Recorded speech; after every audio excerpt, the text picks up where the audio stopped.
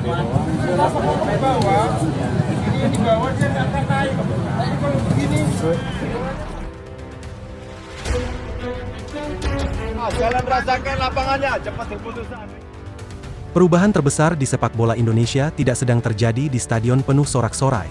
Ia sedang lahir diam-diam, di ruang latihan tertutup, lewat satu keputusan yang nyaris tak dibicarakan publik.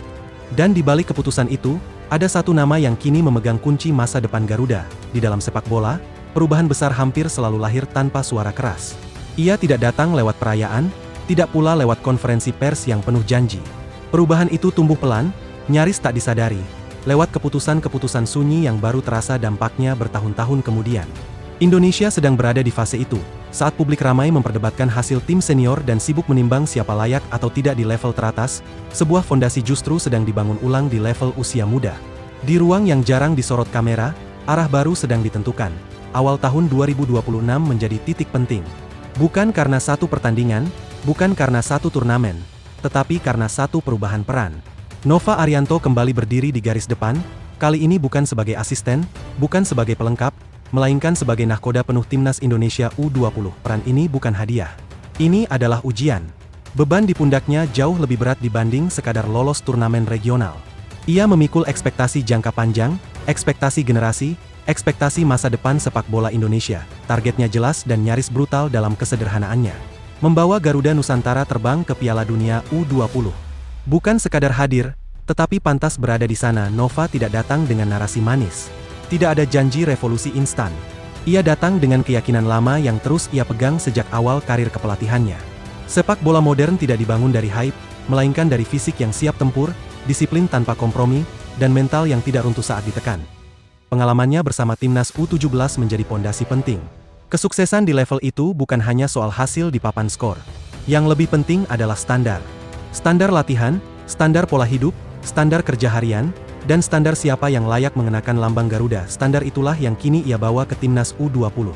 Tidak ada nostalgia, tidak ada nama besar yang otomatis aman. Semua dimulai dari nol. Di era baru ini, satu kata kembali mengemuka dan selalu memancing perdebatan panjang. Diaspora. Namun di tangan Nova Arianto, kata ini kehilangan makna jalan pintas. Tidak ada karpet merah. Tidak ada jalur khusus. Tidak ada jaminan menit bermain hanya karena paspor atau garis keturunan. Semua pemain, lokal maupun diaspora, dipaksa berdiri di garis yang sama. Nova disebut telah mengantongi sekitar 20 nama pemain keturunan yang kini dipantau secara intensif. Mereka tersebar di berbagai level kompetisi, dari akademi hingga klub profesional. 20 nama itu bukan daftar aman. Mereka hanyalah kemungkinan. 20 pintu yang bisa terbuka, dan bisa tertutup kapan saja. Satu kesamaan berlaku untuk semuanya.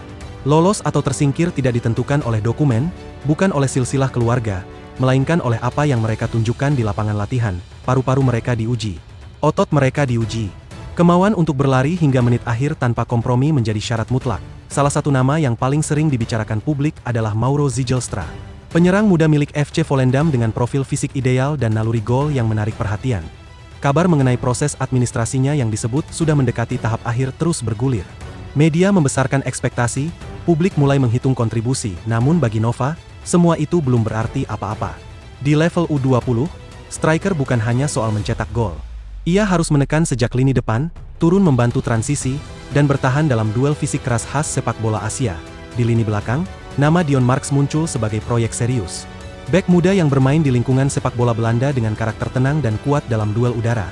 Ia diproyeksikan bukan sebagai bek aman, tetapi bek yang berani membaca permainan lebih cepat, mengambil risiko, dan memulai progresi dari belakang. Di sisi kiri pertahanan, ada Tim Gepens. Bek kiri FC Emmen yang sudah beberapa kali merasakan atmosfer latihan gabungan. Ia bukan lagi sekadar nama di daftar pantauan. Ia sudah mencium ritme, merasakan intensitas, dan memahami tuntutan fisik yang diminta. Namun sekali lagi, Nova menegaskan satu hal. Sumpah warga negara bukan tiket utama. Latihan adalah seleksi sesungguhnya. Menariknya, proyek diaspora ini tidak hanya beraroma Eropa. Nama Usman Maik Kamara dari Borneo FC menjadi simbol pendekatan berbeda. Ia adalah pemain keturunan yang sudah berproses di kompetisi lokal, merasakan kerasnya liga domestik, dan terbiasa dengan tekanan fisik. Kamara menjalani seleksi tanpa keistimewaan. Ia berlari, bertabrakan, dan diuji sama kerasnya dengan pemain lain. Pesannya jelas. Jika ingin membela Garuda, kamu harus siap disamakan. Tidak ada kasta di balik layar, ada satu sosok penting yang ikut menyusun peta besar ini. Simon Tahamada.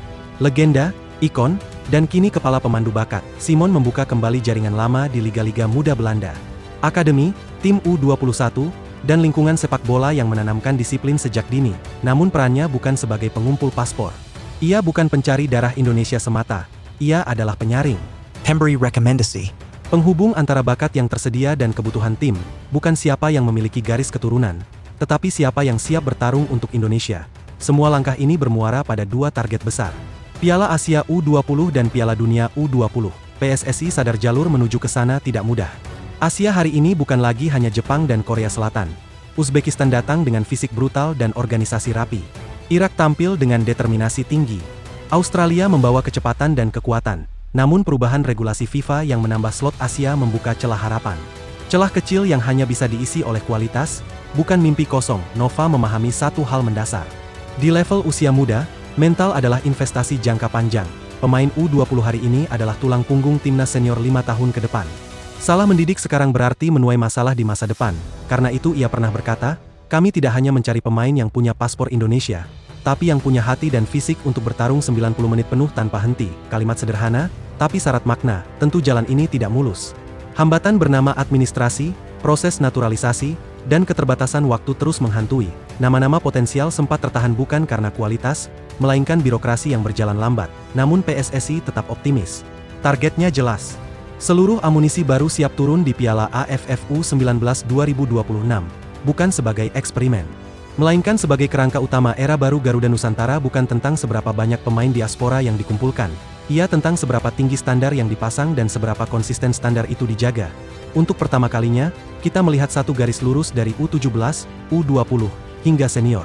Fisik, disiplin, dan keberanian bertarung. Jika proyek ini berhasil, Piala Dunia U20 tidak lagi terdengar seperti mimpi. Ia akan menjadi hasil dari proses panjang yang akhirnya bertemu di satu titik, dan mungkin, di sanalah sejarah baru akan ditulis. Pada akhirnya, semua kerja sunyi ini akan diuji oleh waktu. Bukan oleh opini media, bukan oleh perdebatan di media sosial, melainkan oleh keberanian para pemain muda saat berdiri di lapangan dengan tekanan sesungguhnya. Di sanalah terlihat apakah fondasi yang dibangun benar-benar kokoh, atau hanya tampak kuat di atas kertas. Jika Garuda Nusantara kelak mampu bertarung tanpa gentar, berlari tanpa ragu, dan tetap berdiri tegak meski diterpa tekanan Asia yang keras, maka jawabannya sudah jelas. Ini bukan kebetulan. Ini adalah hasil dari standar tinggi yang dipaksakan sejak dini, tanpa kompromi, tanpa jalan pintas, dan ketika suatu hari nanti nama Indonesia kembali disebut di panggung dunia level usia muda, mungkin publik baru menyadari satu hal. Sejarah itu tidak lahir tiba-tiba. Ia sudah dimulai jauh sebelumnya, saat perubahan besar dikerjakan dalam diam.